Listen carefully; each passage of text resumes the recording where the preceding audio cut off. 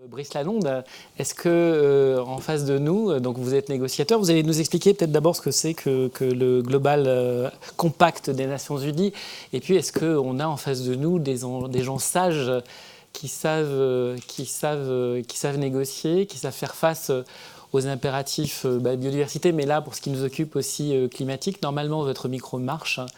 Sans qu'il y ait un bouton alors. Sans qu'il y ait un bouton, c'était mis en place. Alors sauf si vous avez touché à quelque chose, est-ce que ça marche Est-ce que ça marche? C'est bon, oui, vous m'entendez? On vous entend. Parfait. Alors merci. Est-ce que nous avons des sages?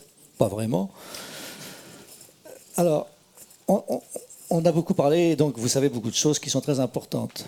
Et vous savez notamment que le climat est en train de changer, que les pluies cévenoles, c'est le changement climatique. Moi, je le dis parce que les scientifiques n'osent pas le dire, parce qu'ils ne sont pas scientifiques. Ce ne serait pas scientifique de le dire. Alors, c'est politique de le dire. Le climat est en train de changer. Maintenant, vous le voyez, vous avez des inondations toutes les 5 minutes dans le midi de la France, et des sécheresses considérables, la Californie qui brûle. Enfin, le climat est donc en train de changer. Bon. La plupart des chefs d'État, maintenant, le savent. Il y a encore 2 ou 3 résistants, si je puis dire, mais ils le savent. Et donc, il en restera bientôt plus qu'un, etc. Les 7 milliards d'êtres humains ne le savent pas encore. Tous. Et notamment, il y a des politiques qui me disent « Oh, comment voulez-vous que j'explique ça à mon paysan du Nil, par exemple ?» Alors, je dis « C'est ton job, mon vieux, fais-le. » Parce que c'est absolument indispensable que tout le monde le sache et se mobilise. Et la grande difficulté, par exemple, c'est que vous-même qui avez plein d'informations, vous ne vous en servez pas le jour des élections ou pendant les campagnes électorales. Or, si vous voulez avoir des dirigeants sages, vous avez intérêt, pendant la campagne électorale, à demander leur programme pour le changement climatique et à leur faire des propositions. Autrement, vous n'aurez jamais rien de plus, il faut le savoir. Donc, on sait ce qu'il faut faire pour lutter contre le changement climatique. Il faut arrêter de sortir les combustibles fossiles de l'écorce terrestre et de les brûler. C'est très très simple à dire. Un peu plus compliqué à faire. Et à côté de ça, vous avez des négociations qui durent depuis assez longtemps, qui ont été précédées d'une vingtaine d'années de discussions scientifiques entre eux, parce qu'il y a eu une histoire d'avant la Convention cadre. Et vous en êtes à la 21e année, et demain, l'année prochaine, ce sera la 22, puis la 23, etc. Ce qui veut dire que les négociations ont aussi été un prétexte à ne rien faire à côté. Ah, il y a des gars qui s'en occupent, c'est les négociations. Ces négociations sont menées par les ministres de l'Environnement et des Affaires étrangères, au mieux des Affaires étrangères, au pire de l'Environnement, excusez-moi, c'est parce que les ministres de l'Environnement dans beaucoup de pays n'ont pas le poids politique nécessaire pour influencer la politique de leur pays. Vous avez là-dedans un certain nombre de négociateurs juniors. Alors, je pourrais expliquer pourquoi ils sont juniors. Et donc, vous avez confié le sort du monde, de l'humanité et de sa planète à un certain nombre de négociateurs juniors qui, depuis 21 ans, se réunissent. Ça ne peut pas marcher. Et ça ne peut pas marcher pour une raison très simple, c'est que 195 pays se réunissent pour défendre chacun leur intérêt national. Il n'y a personne qui défende la planète ou l'humanité. Ça n'existe pas. Ça n'existe pas dans le système des Nations Unies. Le système des Nations Unies, c'est un syndicat d'États souverains. Les États souverains, ça s'appelle Westphalie, c'est le système politique de Westphalie. Ça veut dire que les États sont le principal acteur de la vie internationale. Aucune ingérence, s'il vous plaît, aucune supranationalité, s'il vous plaît. Le seul endroit où il y a un élément de supranationalité dans le monde, c'est l'Union européenne, avec la Commission. Quand les chefs d'État décident quelque chose, ils demandent à la Commission, fais-moi une feuille de route pour les 27 États membres, 28 maintenant, et la Commission se donne du mal pour dire, voilà, je propose que l'Espagne fasse ça, que la France fasse ça, que la Suède fasse ça, ça négocie, et on arrive à quelque chose. Aux Nations Unies, rien de tel. Personne n'a le droit, il n'y a pas le secrétariat. C'est son nom, hein, le secrétariat général n'a pas le droit de sortir une feuille de route. Il faut que ça sorte des États eux-mêmes. Donc 195 États défendant leur intérêt national, ça ne sort pas. C'est très simple. Est-ce que du coup, la négociation telle qu'elle est faite aujourd'hui sur l'agrément tel qu'il doit s'opérer, où on a une approche depuis les pays vers ce qui n'était pas le cas au moment de Kyoto, puisqu'on avait un accord global et puis on distribuait l'effort entre les différents pays. Et aujourd'hui, c'est chaque pays qui dit oh, « moi je vais faire ça, moi je vais faire ça », et sans avoir notamment de ligne directrice pour chacun d'entre eux. Oui, alors évidemment, je suis un peu brutal, parce qu'il faut aller vite. Il y a évidemment des progressions incrémentales, comme on dit en anglais. C'est un petit peu mieux à chaque fois, et les diplomates, à la dernière seconde, se disent « oh là là, on va arrêter les négociations si je ne trouve pas quelque chose d'un peu mieux que l'année dernière. Donc il y a quelque chose. Et donc c'est vrai que là, il y a quelque chose. D'abord, il faut rendre hommage au Quai d'Orsay français. Ils se donnent beaucoup de mal pour la négociation. Donc je pense qu'on aura un accord. Cet accord sera insuffisant, c'est ça qu'il faut savoir. Il sera insuffisant. Mais c'est vrai que pour la première fois depuis fort longtemps, chaque pays va déposer sur la table de l'UNFCCC, de secrétariat de la Convention cadre, son programme de travail pour lutter contre le changement climatique dans les 20 prochaines années. Voilà. Ça, c'est sans précédent, c'est formidable. Bien entendu, une partie de ces devoirs de vacances qu'on appelle INDC, parce que c'est un langage un peu compliqué, sont sujets à des financements. Si les financements ne sont pas là, je suis désolé, je ne pourrais pas le faire. Hein. Pour les pays du Sud. Non, mais il y a des pays qui sont nuls. La Turquie, c'est nul. La Turquie, je vais doubler mes émissions, point. Bon, d'accord, je vais dire, c'est comme ça. Il n'y a pas de gendarmes, il n'y a pas... Voilà. Donc, moi, je peux vous dire, la Turquie, c'est nul. Donc, comme ça, vous pourrez le répéter, parce que ça arrivera à l'oreille de l'ambassadeur de Turquie, il ne va pas être content, il va rouspéter contre moi. Mais enfin, bon, voilà. Il faut à un moment donné qu'on fasse un peu de politique aussi. Mais si vous voulez, c'est très important, cette négociation, parce que c'est le seul endroit où la communauté internationale discute. Donc, c'est très important. Et donc, je pense qu'il y aura un accord. Si vous voulez savoir le détail technique, le problème qui reste surtout, c'est le problème du financement. Parce que les pays en développement disent, mais moi, enfin, les pays les plus pauvres disent, je n'y suis pour rien à ce changement climatique, je vais en souffrir, payez-moi quelque chose pour que je puisse m'adapter, aidez-moi. Et donc, évidemment, en ce moment, comme vous le savez, l'argent, c'est ce qui manque le plus dans les caisses des pays développés.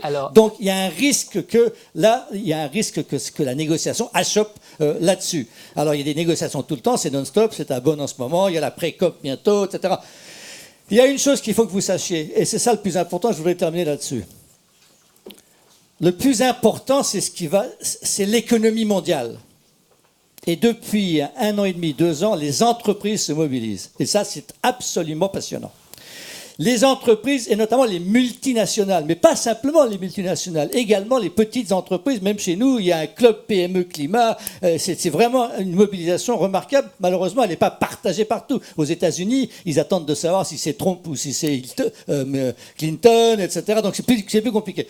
Mais il y a une mobilisation des multinationales. Et c'est quoi une multinationale par rapport à un gouvernement? C'est une entreprise qui sait ce qui se passe dans plusieurs pays, à la différence d'un gouvernement.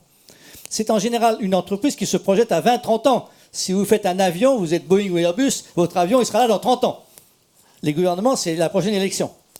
Et donc, il y a une très grande différence. Et donc, ça veut dire que ces entreprises multinationales, dès lors qu'elles sont convaincues qu'il faut faire quelque chose, ont des moyens que n'ont pas les gouvernements.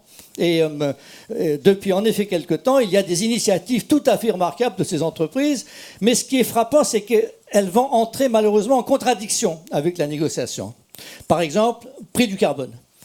Les entreprises disent, écoutez les gars, si vous voulez absolument changer les choses, mettez un prix au charbon, parce que le charbon, par exemple, américain, les Américains sont passés au gaz de schiste, donc ils ferment leur centrale à charbon, du coup le charbon arrive en Europe. Du coup,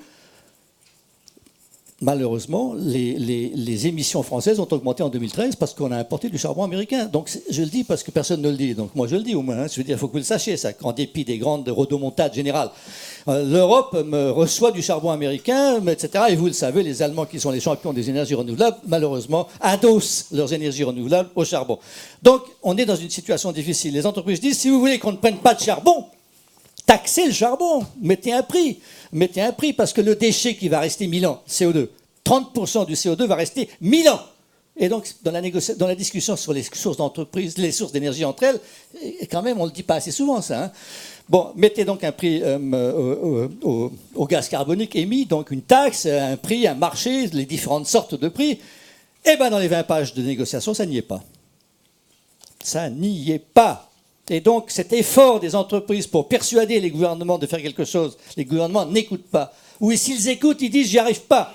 Parce que je ne peux pas me mettre d'accord à 195 sur un prix du carbone, ou même sur différents prix du carbone. Ça va prendre du temps, ça va être compliqué, ça va être difficile. Donc voilà la difficulté. De même, les entreprises, le ciment à l'échelle mondiale, l'aluminium à l'échelle mondiale, l'acier à l'échelle, ils sont tous prêts à faire des accords sectoriels, globaux, collaboratifs, ensemble.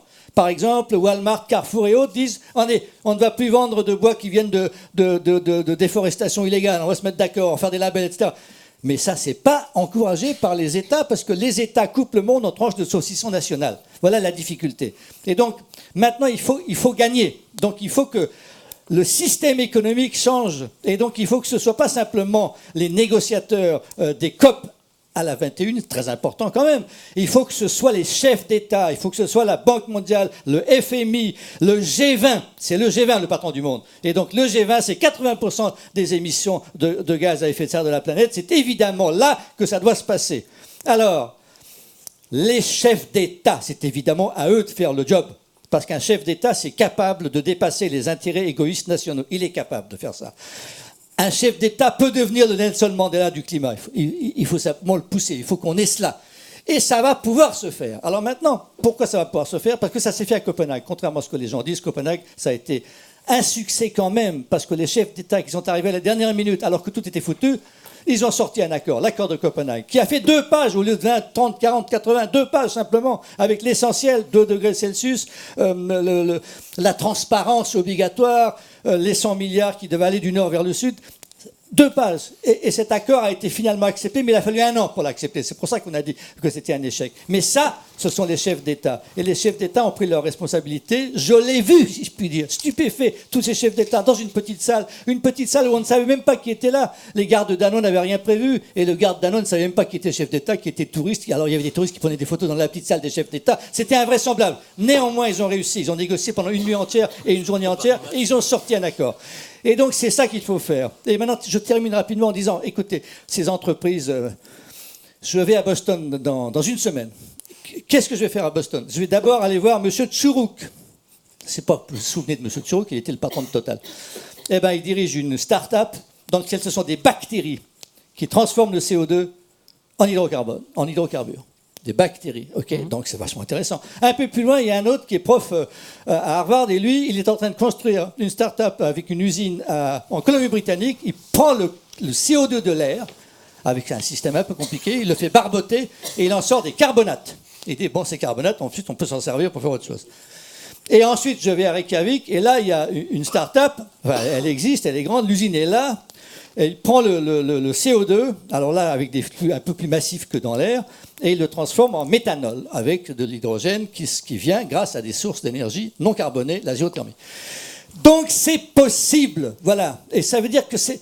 Alors évidemment, ce n'est pas suffisant à la technologie, mais quand même, il y a 7 milliards de cerveaux humains qu'on peut connecter. Il y a 7 milliards de cerveaux humains qui ne demandent qu'à être connectés si on s'y met. Donc voilà. Donc vous avez une très grande responsabilité parce que vous avez les élus que vous méritez. C'est comme ça en démocratie, et donc il va falloir changer d'élu. Merci beaucoup. Je ne sais pas si...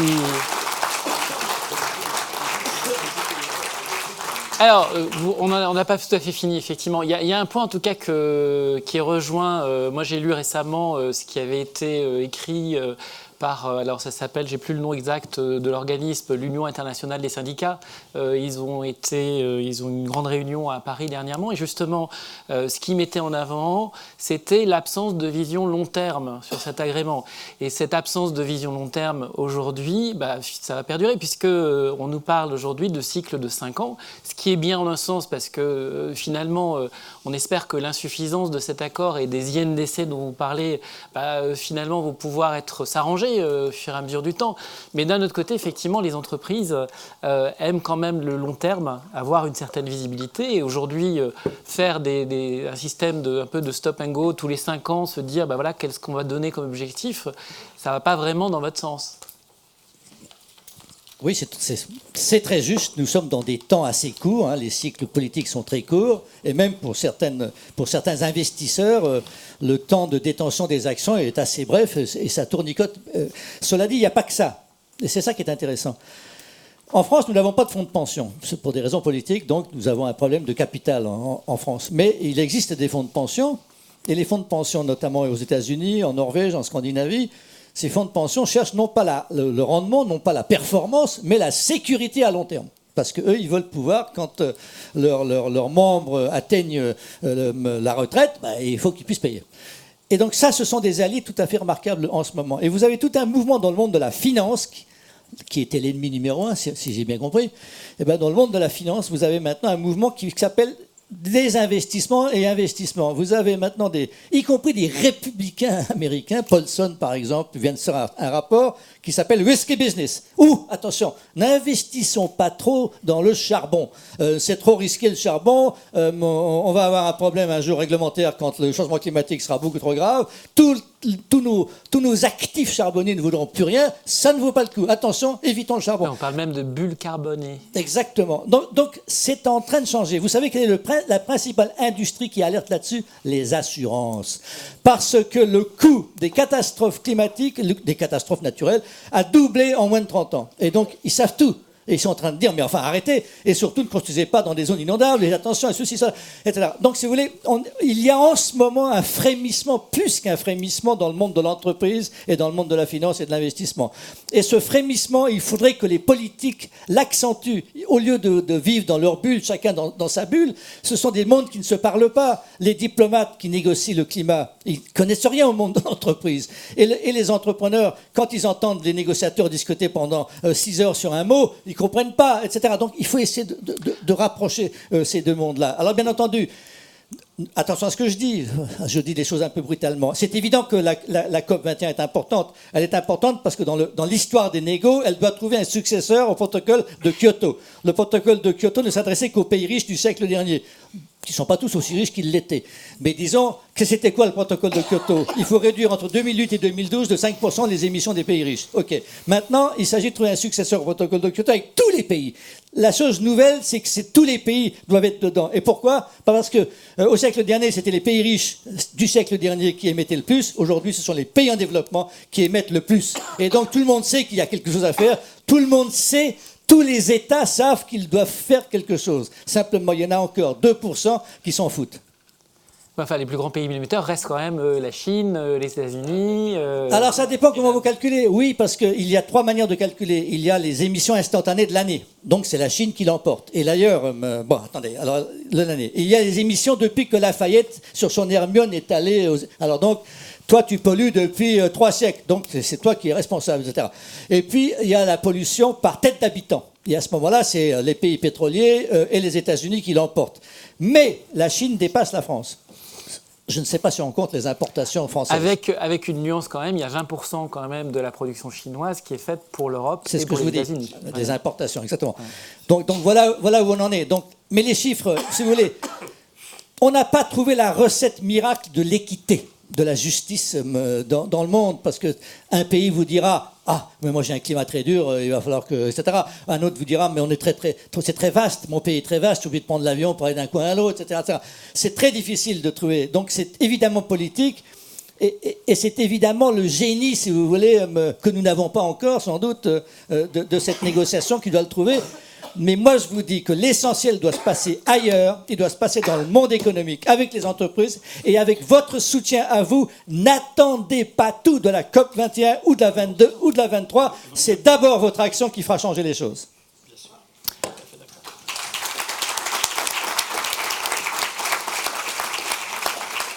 Ah, effectivement, il y a l'importance. La politique, finalement, ne se fait pas que par les politiques. Elle se fait effectivement aussi par la société civile, les entreprises, les ONG, les associations. On voit que c'est sans doute ce qu'il y a de nouveau dans cette COP 21. C'est l'importance aujourd'hui de la société civile, qui se traduit d'ailleurs dans l'agrément, enfin dans le pilier demandé, le 4e pilier, l'agenda des solutions, où on trouve aussi les collectivités territoriales, qui est le 4e pilier. Je rappelle que ce qu'a proposé la France, c'est qu'il y ait 4 piliers. L'agrément, les INDC dont vous parlez, qui sont en fait les engagements des États à dire de combien je vais réduire mes émissions et comment je vais les réduire. Et puis, il y a ce fameux agenda, alors j'ai passé le 4e, le 3e ou le 4e. Financier technologique, merci. C'est-à-dire qu'il y a aussi, et ça vous le souleviez à travers justement les innovations techniques, mais comment on fait après pour faire passer ces innovations techniques? Donc la question du transfert des technologies, la question de la propriété intellectuelle pour les pays les plus pauvres, comment on fait, comment ils vont payer en fait ces technologies les plus avancées. Et puis la question de l'agenda de solutions, où on voit qu'on sollicite les collectivités territoriales et puis les entreprises aujourd'hui, ce qui est assez nouveau. Donc elles sont intégrées en tout cas à ces négociations. Alors non, elles ne sont pas intégrées aux négociations justement, c'est ça le problème.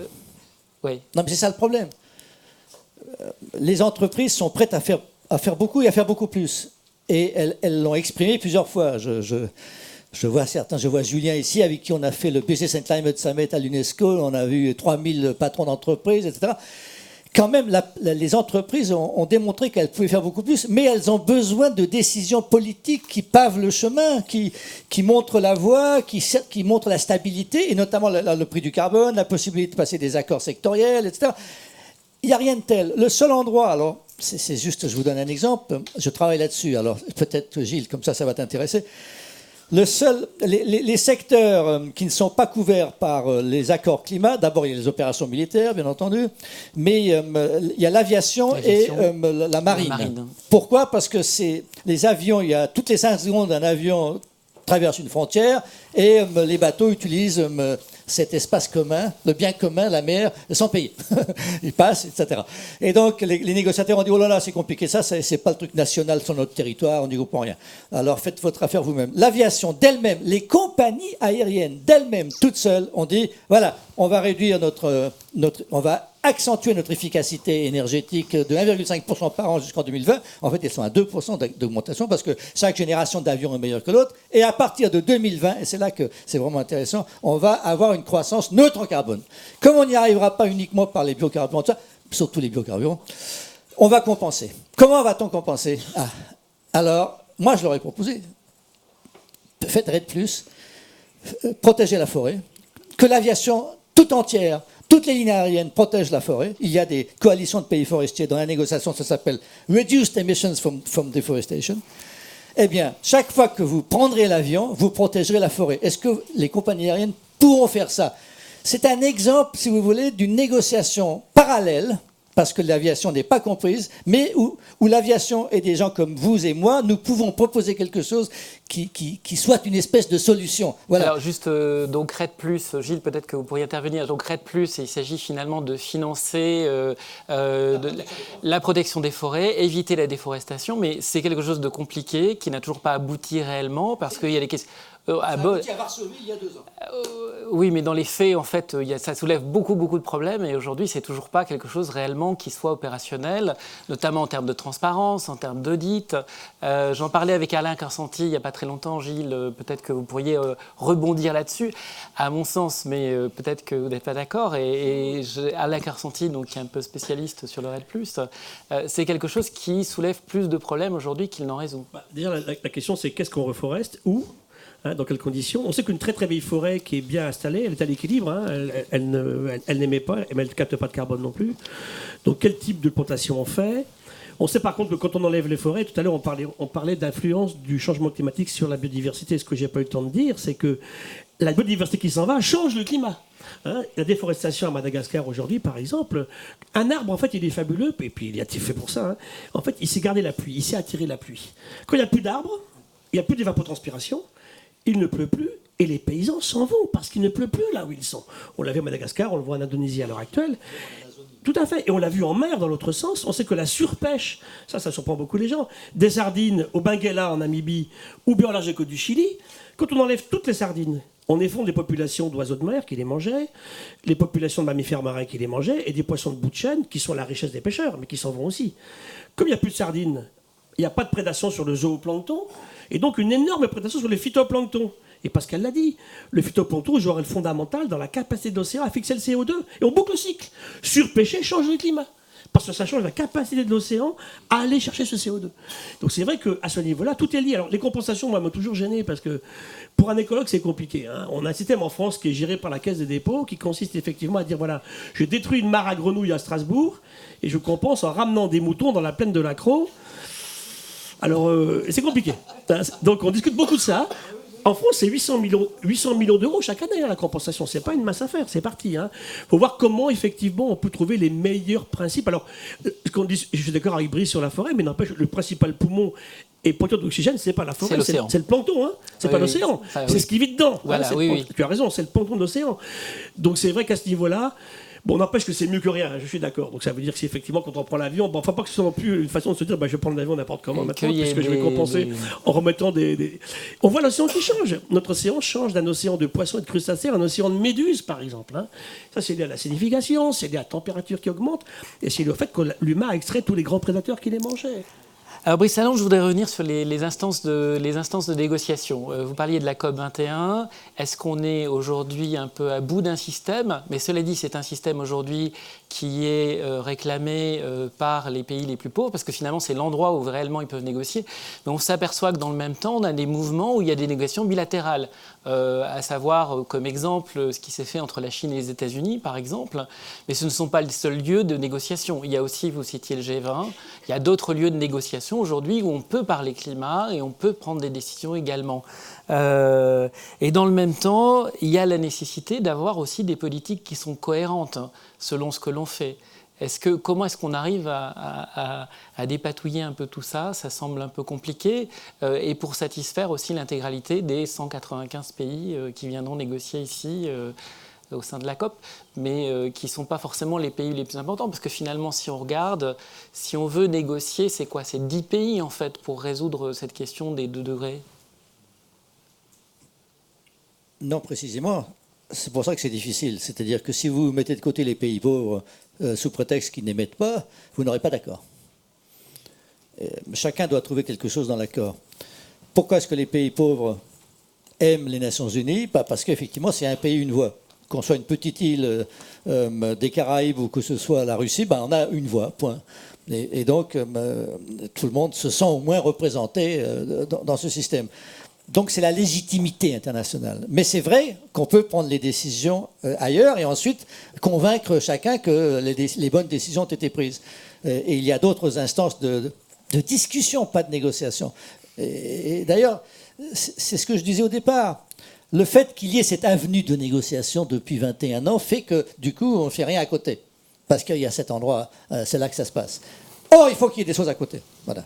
Il faut que le G20 fasse quelque chose. Et il y avait une instance genre G20 qui s'appelle le Major Economies Forum, MEF, dans lequel les 2 degrés Celsius ont été intégrés, je me souviens très bien du Brésil, persuadant la Chine qu'il fallait accepter les 2 degrés Celsius. La Chine ne voulait pas au départ, parce que la Chine se méfie du but, de l'objectif à long terme. Elle n'aime pas l'objectif à long terme, elle ne veut pas être tenue par ça. Parce qu'ensuite, il y aura peut-être une discussion sur comment on se partage, le budget qui reste, etc. etc. Donc voilà, c'est très difficile cette négociation, mais parce qu'à un moment donné, il faut que ça se passe d'une autre façon. Je vais vous raconter une histoire que vous ne savez pas. En 1989, bicentenaire de la Révolution française, Michel Rocard, Premier ministre, on n'avait pas encore la convention cadre sur le changement climatique. Michel Rocard, avec un siècle d'avance, ou 2 sans doute, lance l'appel de la Haye. L'appel de la Haye, c'est la France propose une haute autorité de l'atmosphère supranationale qui va prendre en charge la défense de l'atmosphère. 24 pays l'ont signé, qui ont complètement oublié qu'ils l'ont signé d'ailleurs, hein. C'est pas de chance. Bon, mais voilà. Et ça veut dire qu'il y a une autre méthode peut-être, il y a peut-être d'autres idées. Et par exemple, en ce moment, vous avez beaucoup d'idées sur le financement. Par exemple, M. Depertuis, qui est professeur à Dauphine, dit voilà, tous les pays qui émettent plus de 8 tonnes par habitant vont payer une taxe sur le carbone, et tous les pays qui émettent moins vont la recevoir. Enfin, recevoir, etc. Très simple, bonus-malus à l'échelle mondiale. Il y a beaucoup d'idées très bonnes. L'idée la plus simple aussi, c'est d'aller prendre les extracteurs au lieu de prendre à la consommation d'énergie. Pourquoi est-ce qu'on ne le prend pas à la sortie de l'écorce terrestre? Il y en aurait beaucoup moins, ce serait beaucoup plus facile. On met tout de suite une taxe là, boum, boum, terminé. Eh bien, ces grandes idées ou ces belles idées-là, c'est celles-là qu'il devrait être discutées dans une campagne électorale, au lieu de s'occuper uniquement de savoir ceci, cela.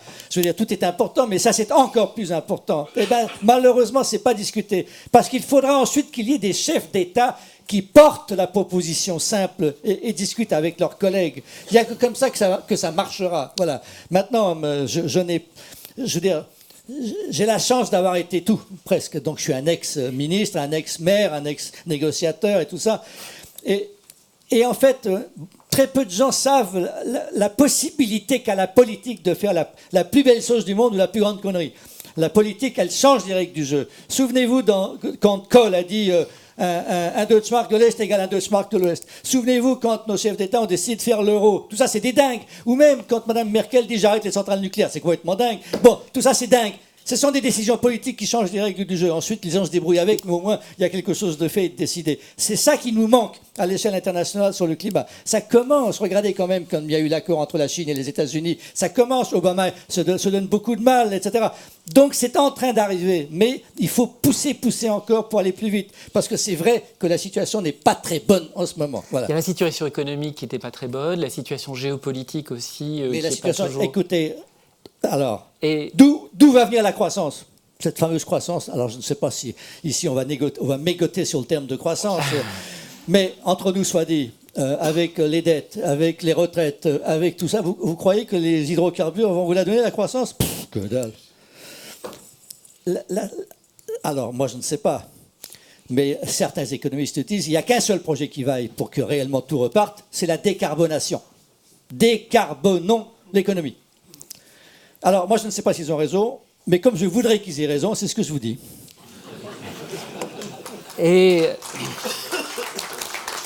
Et on viendra quand même à l'innovation. Alors, je suis peut-être naïf, mais il me semble qu'au niveau, au niveau de la politique, il y a une chose qui est importante, c'est quand même la transparence. Vous avez soulevé justement qu'à Copenhague, on a parlé de transparence, mais ça reste aujourd'hui encore un sujet de négociation et un sujet difficile. On sait très bien que la Chine n'a pas envie que des gens viennent fourrer leur nez dans ses émissions pour dire vous émettez de temps, alors que c'était quelque chose qui est réclamé par les États-Unis. C'est aussi un domaine qui soulève beaucoup de questions. Je ne voudrais pas me prendre sur le temps de vous prenez le temps pour cette personne-là. Alors, il m'arrive de rêver que la communauté internationale est très intelligente et qu'elle est en train de tourner le système de Westphalie. Cette nouvelle manière de négocier qui tourne la question des États s'appelle les objectifs. C'est Kofi Annan qui a inventé ça en l'an 2000. Il a créé les objectifs du millénaire pour le développement, 8 objectifs. Des objectifs globaux, que les enfants puissent aller à l'école primaire, que les mamans puissent faire des bébés sans être malades, qu'il y ait accès à l'eau potable à moins d'1 kilomètre, etc., etc. Ça a passionné tout le monde, ces histoires d'objectifs.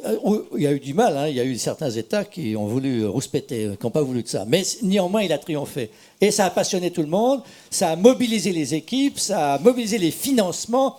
Et tout compte fait, ces objectifs du millénaire pour le développement, qui sont passés en revue cette année, en 2015, ils ont été, certains ont été vraiment atteints, vraiment, quoi. Bon. Alors maintenant, Rio +20 a décidé de faire les objectifs du développement durable. Et ça, c'est la première fois où à la fois la lutte contre la pauvreté va de pair avec la soutenabilité de l'économie mondiale. C'est la première fois. Bon, il y en a beaucoup trop, il y en a 17. Mais néanmoins, ça passionne tout le monde. Donc c'est une manière de tourner les choses. On fait des objectifs et on essaie d'y parvenir.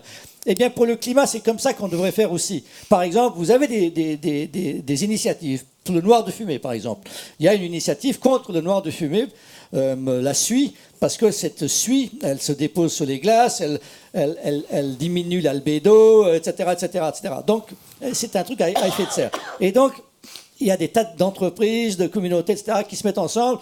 Et là, on peut avoir État, gouvernement, collectivités locales, entreprises, ONG, fondations. Tout le monde peut s'y mettre sur ces objectifs-là. Donc ça, c'est la méthode moderne, sans doute, pour négocier et pour atteindre des objectifs. Donc, soyons quand même optimistes. Le monde est en train de changer et il faut simplement pousser. On a de plus en plus de citoyens internationaux. On a des gens qui ont une conscience planétaire. Il faut simplement que nous fassions très attention, nous, Européens. Nous avons un trésor, à mon avis, c'est l'Union européenne. Il faut y tenir. Et surtout, luttons contre tous les gens qui ne veulent pas, qui ne se sentent pas des citoyens de cette planète. Concernés. Merci beaucoup, Brice Lalonde.